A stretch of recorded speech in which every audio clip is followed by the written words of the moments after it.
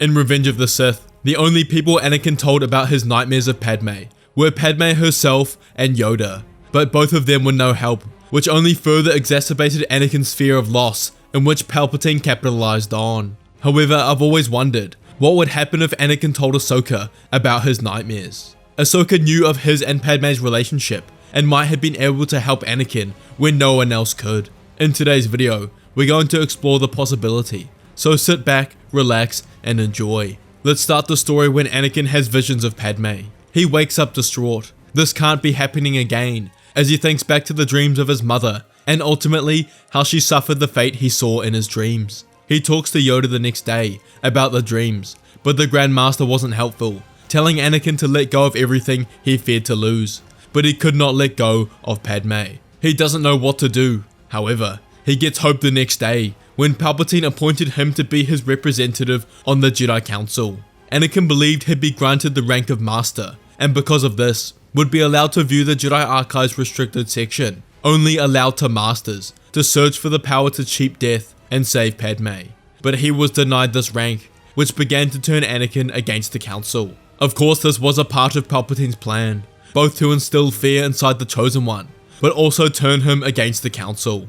Anakin begins to panic, as Padme's birth will be upon them soon, and he needs to find the secret to save her. Anakin walks through the Jedi Temple corridors, wondering in his mind how this all went wrong so fast. Only days ago was he happy, seeing Ahsoka again, believing the war to be over soon, then seeing Padme after weeks apart. But his world has been turned upside down. However, this reminds him of Ahsoka, and wonders whether she'd be able to help him in any way. He knows he needs support, and can't do this alone. He decides in his mind that he'll contact her, and in doing so, will have to tell her the truth of his marriage. But deep down, he knows that Ahsoka has noticed the relationship between Anakin and Padme. She hinted it to him when she left the Order, and the last thing she's going to do is tell the Jedi. He calls Ahsoka that night, and they briefly discuss the siege of Mandalore, and Ahsoka describes to Anakin how Maul initially escaped her custody, but she's determined to bring him to justice. But their conversation leads on to more important affairs. Ahsoka realizes something is wrong.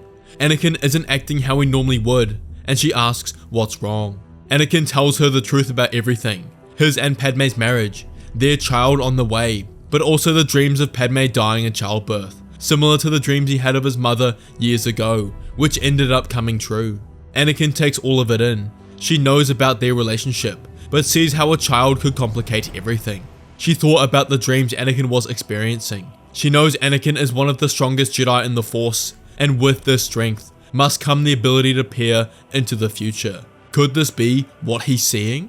Firstly, she offers her congratulations for Padme's pregnancy, but asks Anakin to go into more depth about his dreams, asking why exactly she dies in pregnancy and who else is around her. But Anakin tells Ahsoka that he doesn't know. He simply sees her die, which is slowly driving him crazy, and the Force won't grant him anything else. Ahsoka offers her condolences, saying that it must be hard having to watch his wife die over and over again. She follows up by telling Anakin that she will return to Coruscant immediately to help him understand the truth of his dreams and be there when the time comes.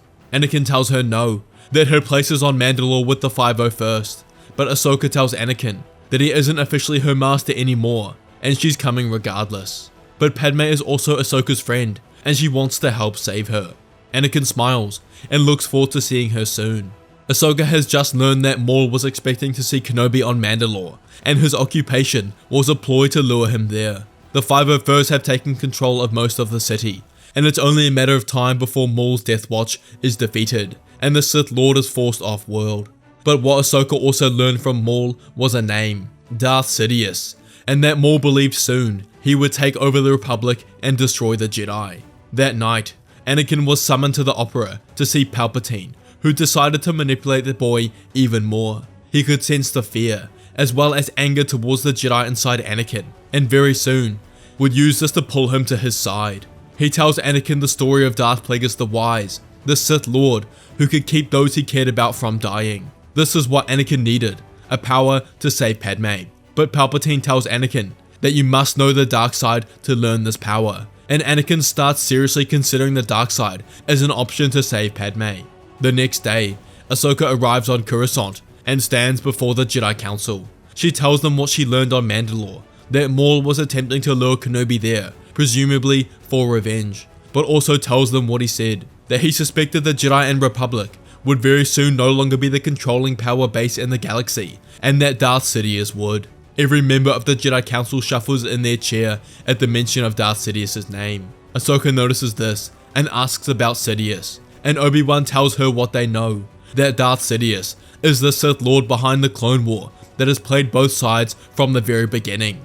And Ahsoka responds by saying that must mean Sidious is a high-level member of the Galactic Senate, and that he's been on Coruscant this entire time. Yoda tells Ahsoka that's what the Jedi Council fear, and they move on to Grievous. Anakin proclaims he's been spotted on Utapau, and the Chancellor requests that Anakin goes, but Windu spitefully responds and tells Anakin they will choose who goes, not the Chancellor, which obviously annoys Anakin. The meeting concludes, and Anakin and Ahsoka walk together. She asks whether he had the same nightmares last night, and Anakin simply nods, telling her they're only getting worse. She promises Anakin that they'll get to the bottom of it, but asks him whether they should consider reaching out for more help, perhaps Obi-Wan. Ahsoka believes that Kenobi may also know about Anakin and Padme, and that his experience and wisdom could be of use. Anakin thinks on this, and tells Ahsoka he will consider it as a last resort. Together they travel back to Anakin's home, where Ahsoka reunites with Padme after months apart. Together Ahsoka and Anakin discuss the issue further, and Anakin brings up the possible solution that he learned the night before. Darth Plagueis, the Sith Lord who can influence the midichlorians to keep the ones he cares about from dying. Ahsoka tells Anakin the costs of this. Joining the dark side are too great, but Anakin mutters that he'll do anything to save Padme, and Ahsoka starts to get very worried. She leaves and decides to go against Anakin's wishes and goes to tell Obi-Wan everything. The Master admits that he secretly knew about Anakin and Padme's relationship, but that the child will be a problem in the future. He tells Ahsoka that something is not right. The dark side clouds the future, and he senses the end of the war is near. The entire council does, but that Darth Sidious's influence over the Force has blinded the council, and there's a chance Anakin is involved somehow. He tells Ahsoka he wishes he could stay, but his duties take him to Utapau, but he implores Ahsoka to stay by Anakin's side for the meantime, to make sure he doesn't do anything stupid. Obi-Wan leaves for Utapau, and Anakin's frustration with the council and his need to save Padme is at an all-time high. Palpatine has been carefully manipulating Anakin, and he was happy with the progress. He had successfully turned him against the Jedi Council, fostered enough fear and doubt inside the boy that he could sense it across Coruscant. He was ready. He summons Anakin into his office, and they discuss Obi-Wan engaging General Grievous in combat. He pushes on Anakin's ego, telling him he should be there with him, but the Jedi Council don't trust him, but rather fear his power, as they know he will become too strong for them to control. He offers for himself to teach Anakin the subtleties of the Force, even the nature of the dark side. Anakin was surprised by this. How does Palpatine know the dark side? But the Chancellor explains how to become a complete and wise leader, one must understand all aspects of the Force, and that he can teach this to Anakin. Learn to know the dark side of the Force to save his wife from certain death. Anakin ignites his lightsaber in response and accuses Palpatine of being the Sith Lord. Anakin considers joining Palpatine. The pull to the dark side inside of him is real, as currently it's his only hope of saving Padme. But there is still good in him, and he hasn't fully given into his fear yet. He proclaims he must turn him over to the Jedi Council, and he will learn the truth of all of this very soon. Palpatine praises Anakin for his wisdom, and once again promises to teach him the power to save Padme. Skywalker leaves, and Palpatine knows there is conflict in Anakin's mind, and believes he'll pull him fully over to his side very shortly. Anakin goes straight to Ahsoka, and tells him the truth he learned, Palpatine being Darth Sidious. Ahsoka is shocked, and asks Anakin what he plans to do with this information. He admits that he feels the pull to the darkness, that the fear in his mind has almost taken him, and that he'll do anything to save Padme. Ahsoka tells Anakin that's not who he is. He's the man Padme loves, the man who saved countless people during the Clone War, and begs him to take this knowledge to Mace Windu at the Jedi Temple. Anakin nods, and he agrees to this. Ahsoka goes with Anakin, and together they reveal the truth to Windu, that Palpatine is the Sith Lord. Anakin wants to go with Mace to confront him, to ensure they don't kill Palpatine, as he could still use him to save Padme. But Windu denies this, and orders Anakin to stay in the council chambers with Ahsoka until they return. Anakin's annoyed with the decision, but Ahsoka convinces him to go. They sit in the council chambers, as Ahsoka can sense the conflict in Anakin's mind. He tells her that he feels the pull. He feels the dragon inside of him. He paces the chambers in blind arcs. He could not feel the currents of the Force around him. He had never dreamed there was this much pain in the universe. Everywhere he looked, he saw only the face of the woman he loved beyond love, as she was smiling back. He asks himself, what has he done? Has he condemned her to death? But he knows the answer, his duty, both to the Jedi and Padme, who would despise him for joining Palpatine. Anakin Skywalker was wrestling with the dragon inside of him, and he had won. Anakin and Ahsoka remain in the council chambers, but they can sense it across the planet. The fateful duel between Windu and Palpatine, followed by the death of the dark side, and they're freed by the hold it has on the Force. And Anakin knew his childhood friend and mentor was dead.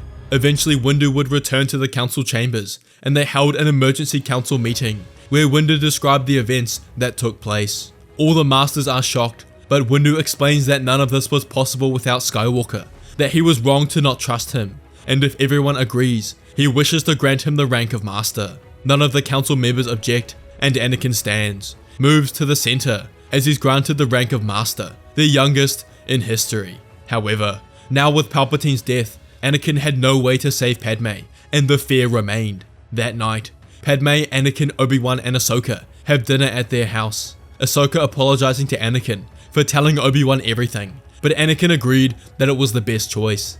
They discuss what they're going to do next, and Obi-Wan tells Anakin that he believes his dreams are deceiving him, and that Padme will not perish in childbirth. But they also have another issue to discuss, that when his child is born, the council will no doubt sense it, and his marriage will be exposed. Kenobi believes it's best to admit his marriage to Padme to the council, and doesn't believe they will expel him from the order, since he helped expose Palpatine, and in the past, exceptions have been made. The next day, Obi-Wan and Anakin attend the council meeting, where Anakin reveals the truth about everything, his marriage to Padme, and his child on the way. This upset the council, and Yoda explained how this was most disappointing. He asked Anakin to leave, so the rest of the members could discuss. Anakin stood outside, as the council members debated, Obi-Wan pushing for Anakin to be allowed to remain in the order, whilst others like Windu pushed for the opposite. Anakin was allowed back in, and Yoda proclaimed that they have debated on the issue, and will allow Anakin to stay in the Jedi Order,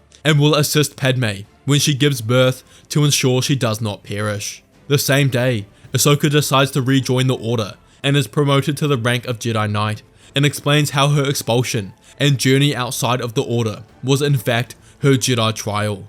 That night, Anakin tells Padme the good news, and they spend the night together. However, what Anakin didn't realize is that he didn't have any nightmares of Padme that night.